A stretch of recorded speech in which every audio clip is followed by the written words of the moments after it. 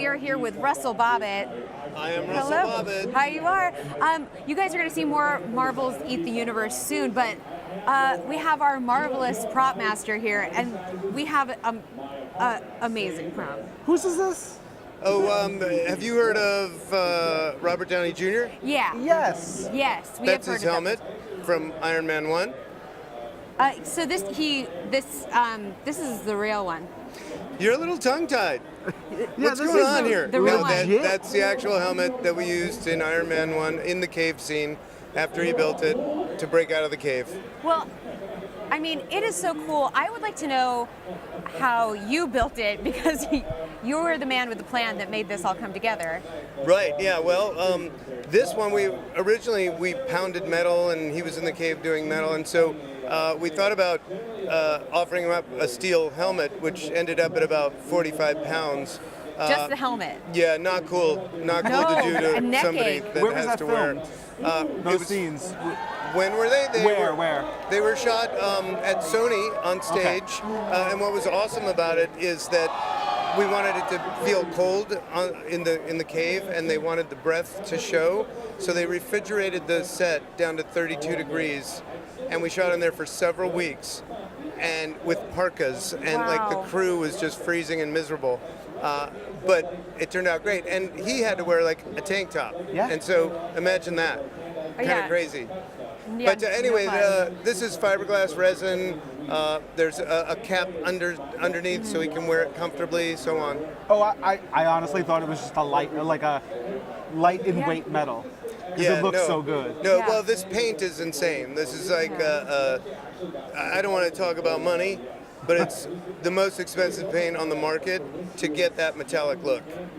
I mean, it's so realistic. But this is also the Mark I helmet is going to be part of the Marvel Masterworks collection. It is, yeah. So Kevin Feige and Disney and Marvel wanted to offer the series collector a way to purchase stuff that we make on set. And there's lots of great products out there and great licensees that do wonderful replicas, and but this is coming straight out of our camp. So they've asked me to take my original molds, my craftsmen, and make a limited edition of 50 to 250 extra pieces, so it's additional parts from the same exact mold. So it's about as authentic as it's going to get. And here we are to launch that today, and it's going to be the Iron Man helmet. It's Groot. It's a cap shield with the panther claws. Yeah. It's this helmet, and it's a Doctor Strange's Eye of Agamotto. The great part of the Eye of Agamotto, too, it's the first one that anyone has seen in public, and it's on display here today, because it's got from the same mold, from the same sculpt, the time stone from the Infinity Gauntlet in Infinity War. That's so cool. It's a one of a kind at the moment. Yeah, so it's I'm excited about it. Yeah. I mean, it blows my mind too, just reading a little bit about the Eye of Agamotto, that it's all like you have special leather artisans that create the lanyard piece. Is that right? Yeah. Just to hold it around your neck is a 10-hour build, and literally it's strips of leather woven and dyed to specific colors to make sure that it all matches. What's unique about all this stuff is that really, if you look at it, they're all a one of a kind, because they're handmade. But it's my job to make sure everything matches, and it's because I have to use multiples on set. If one breaks, we got to throw another one in. So it's really difficult to try to make everything match and make it look right, but that's what we do. And so while it seems like they're duplicates, they're really one-of-a-kind pieces, because paint jobs and leather work and Black Panther claws are all hand-done. Yeah, and they're super limited. The T'Chaka's ring is so cool. I think the first thing I thought was, I hope someone gets married and uses that as their wedding band, because it's a gorgeous piece. Oh yeah. Right. And two, like I surround myself. I can't do all this by myself. So I surround myself with really talented people that are artisans and manufacturers. And in this particular case with the ring, I wanted to offer a real piece of jewelry. So I didn't make it like I made a prop. I called this dear friend of mine who's a jeweler, got together with him, partnered up, and he's making the jewelry for us. So it's a sterling silver ring, plated in white and black rhodium, and it's the real deal. Now, what's interesting about that is when you order it, you get a size 11, and that's all you get, because I'm keeping it true to the movie prop.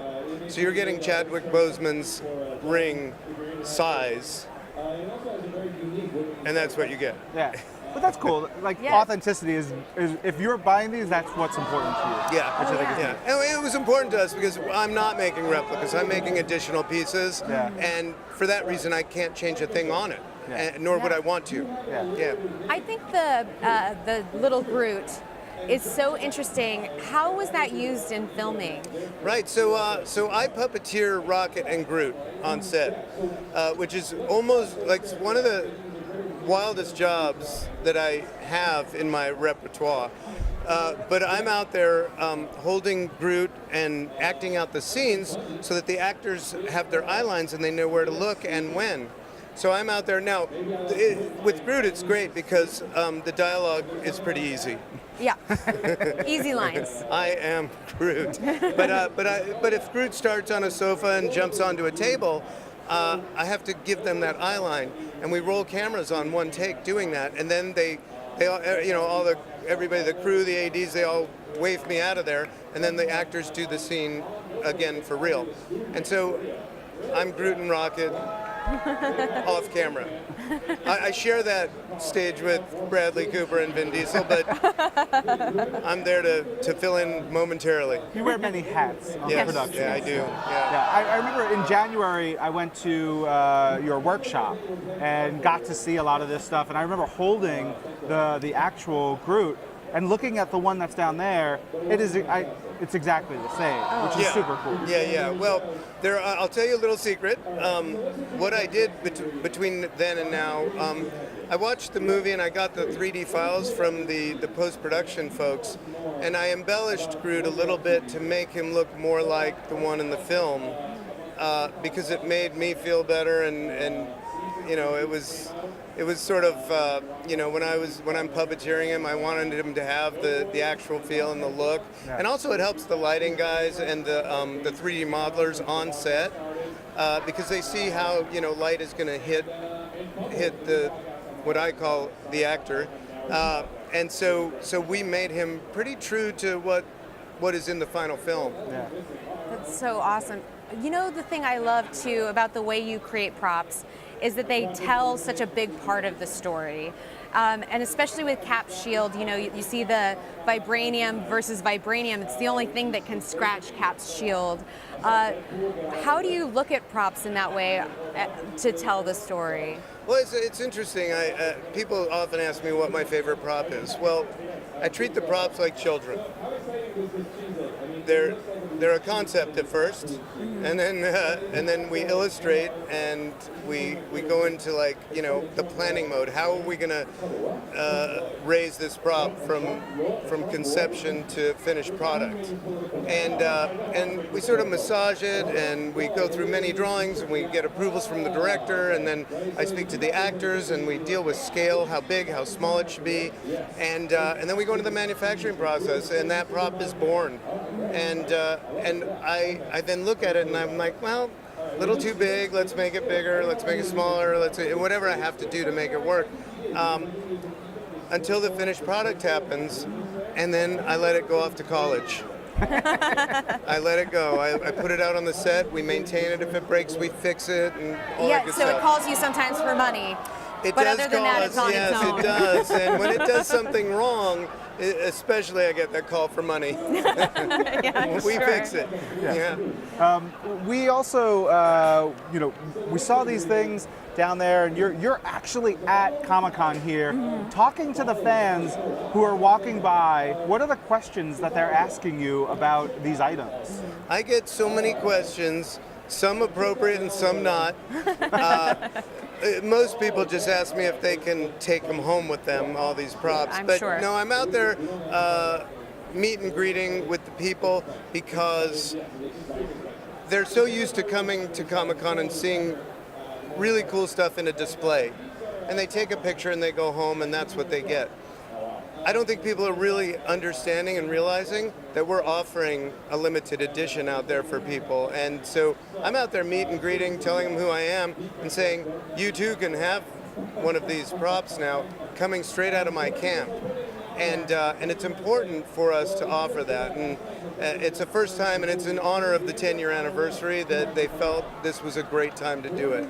And so but I am asked all kinds of crazy questions, some that I wouldn't even broadcast here today. But for the most part, people are in awe that the prop master is actually out there to meet and greet, and I love that. I love giving back and sharing with the people, so it's great. Yeah, and it's a rarity for you to not be completely heads down on numerous projects. I mean, when we saw you in January, you were like, quick breath, getting ready for the next production, doing all your stuff, and you were like, before we finished, I remember you pulled out a drawer and you're like, can we talk about this? And it was an item from a movie we hadn't shown yet. And you're like, no. Like, it was great. It was awesome. So. Yeah. It's hard because I think everyone knows we shot 2 Avengers movies concurrent, and so on a 200-day shoot, let's say, it gets very confusing for me and others to think about what we can talk about and what we can't talk about. And we all know that, keeping the spoilers out of the mix is a great thing, because even me, I love going to the movie that I worked on and seeing how it got cut and edited and what it ended up in Infinity War and what I can anticipate for the next film. And by the way, tomorrow I get on a plane and hit the road running, and we're gonna go lock up that next film for everybody. So that's awesome. That's exciting. Here it comes. You had a great panel already. Are you doing something here at the booth this weekend as well? Yeah. So part of the Marvel Masterworks collection, I'm doing an unboxing. The packaging that this stuff comes in is truly amazing. I created a Stark Industries experience. So it comes in a Stark Industries case. You open it up, there's lots of fun little secret cool things that I'm about to unveil downstairs that come with this product. And literally my goal was to make every bit of this experience collectible. You're not going to want to throw away the cardboard box it comes in. So it's pretty cool. And it's out of my wheelhouse, but I embraced it for Disney, Marvel, Kevin Feige, and the true, honest collectors. So check it out. I do want to get to a fan question because we have a bunch sitting here. Yeah, cool. But someone would like to know if you've kept any props for yourself, and if so, which? And will you get in trouble for us asking? No. There's some props that that lie around in my shop, but under contract, Marvel owns everything, just so you know. But because I've been with them for so long, I have access to all the props. We have a huge warehouse. We have 140 cap shields sitting around because the life expectancy of a cap shield is only 3 scenes before it's damaged beyond repair, and then we make more.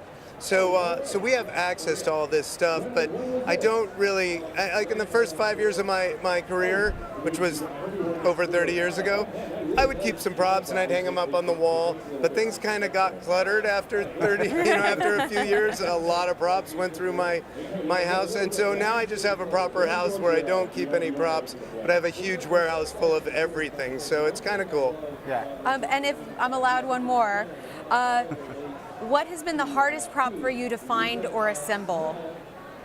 I have to say that I don't want to use the word hard, but the most challenging prop was probably the arc reactor originally in figuring that out. So we dove into a bunch of research about nuclear power and cold fusion, and how do we create an electromagnet that will keep shrapnel from your heart.